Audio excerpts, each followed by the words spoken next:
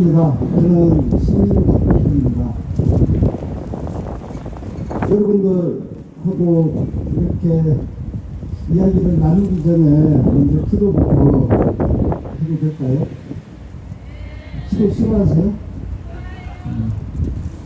하나님 아버지, 부디 저 장애인 단체 사탄 마귀들에게 불지옥을 보여주소서. 모든 세상에 존재하는 저주스러운 단어는 저들을 위해서 만들어졌음이 분명합니다.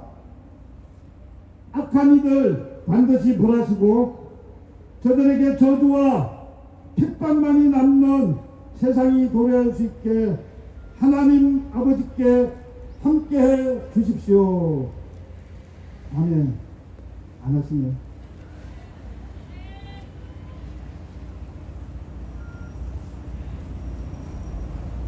정말 죽어버리고 싶네, 죽여버리고 싶네, 눈물 난다, 뭐 이런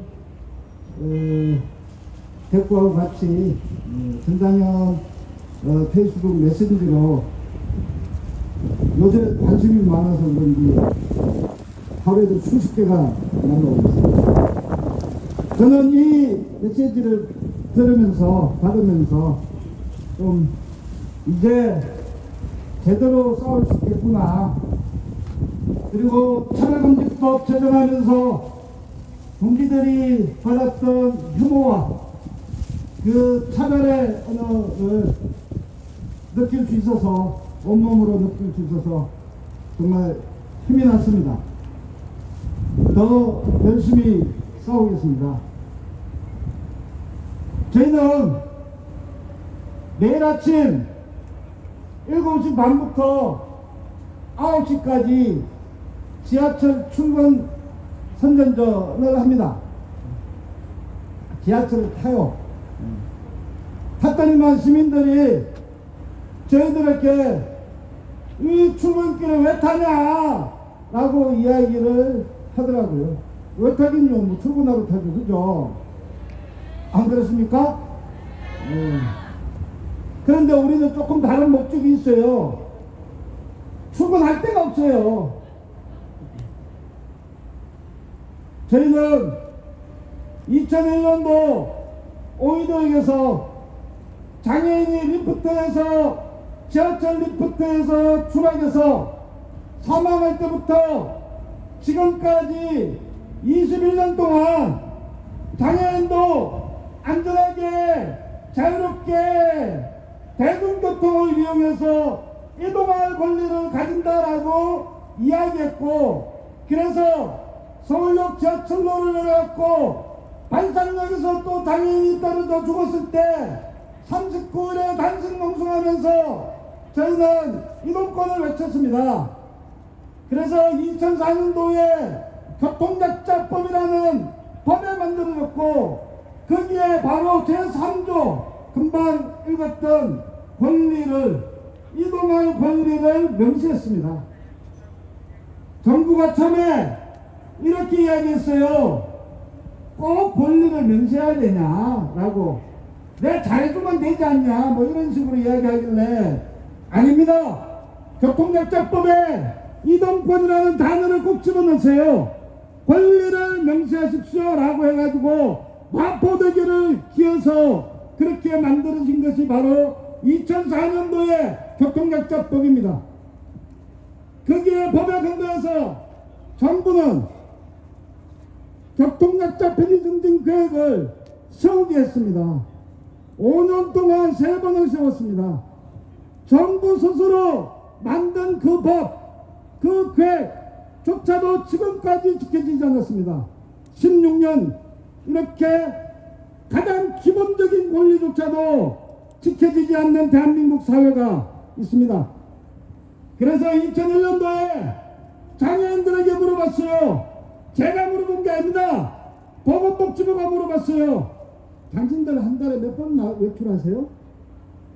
질질 짜면서 저 한 달에 5번도 외출하지 못해요. 이런 이야기를 정부 통계의 공식 보고서에서 담겨진 겁니다. 한 달에 5번도 돌아다니지 못했던 그 시절, 그렇게 외쳤음에도 불구하고 2022년도 지도가 어떻습니까? 그 권리 지켜지지 않았습니다. 정부 계획조차도 지켜지지 않았습니다. 지하철의 엘리베이터를 만들려고 해서 2001년도에 13%밖에 안 됐는데요. 그래서 서울교통공사는 90% 넘었습니다. 이렇게 자랑해야 돼요. 그런데 10% 남은 그곳에서 장애인은 리프트를 타다가 떨어져 죽었어요. 그 리프트에서 떨어져서 부상당했습니다. 그 리프트 살인기기 리프트 대중교통을 이용하면서 저희들은 불안에 떨면서 이동합니다.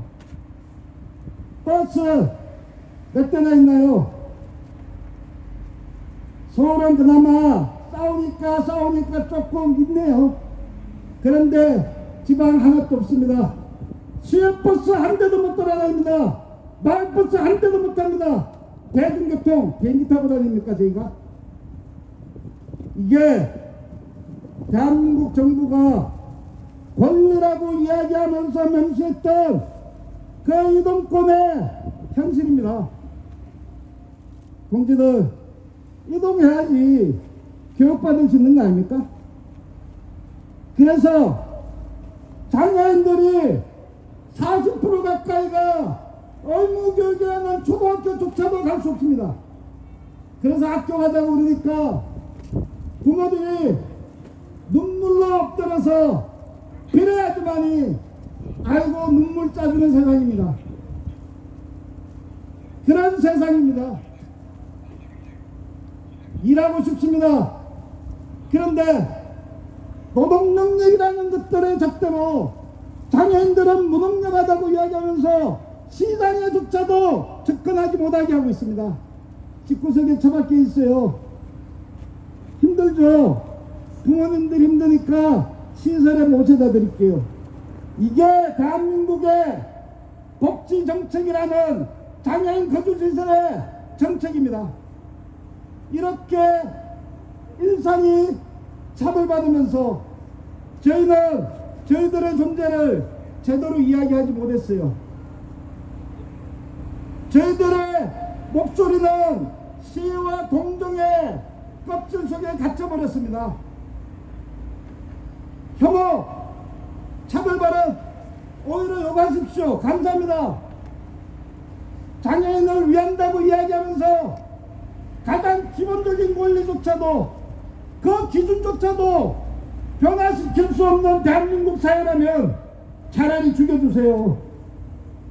그래서 죽는다면 여교의 무덤 속에 들어가서 죽는다면 차라리 그것이 저는 행복하다고 생각합니다. 이제 시위와 동정의 그 껍질 속에서 그 무덤 속에서 그렇게 살기 싫습니다. 동지들 저희들은 이제 더 이상 그렇게 살지 않겠습니다. 우리의 존재가 누군지를 정확하게 알리면서 투쟁하겠습니다.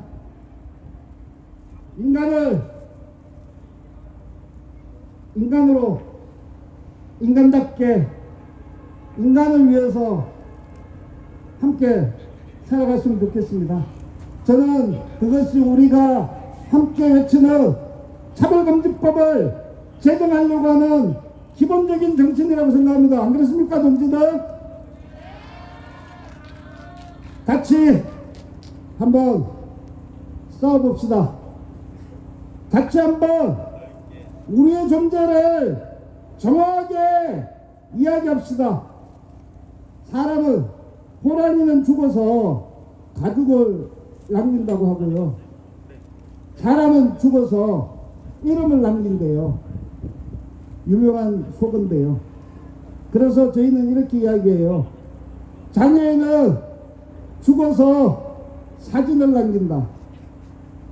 사진 열심히 찍고 내 모습 그대로 내 존재 그대로 이 대한민국 사회 차별하는 사회 누구도 차별금지법 만들자 그러면 차별하지 않는데 이런 엉터리 말만 하고 있습니다.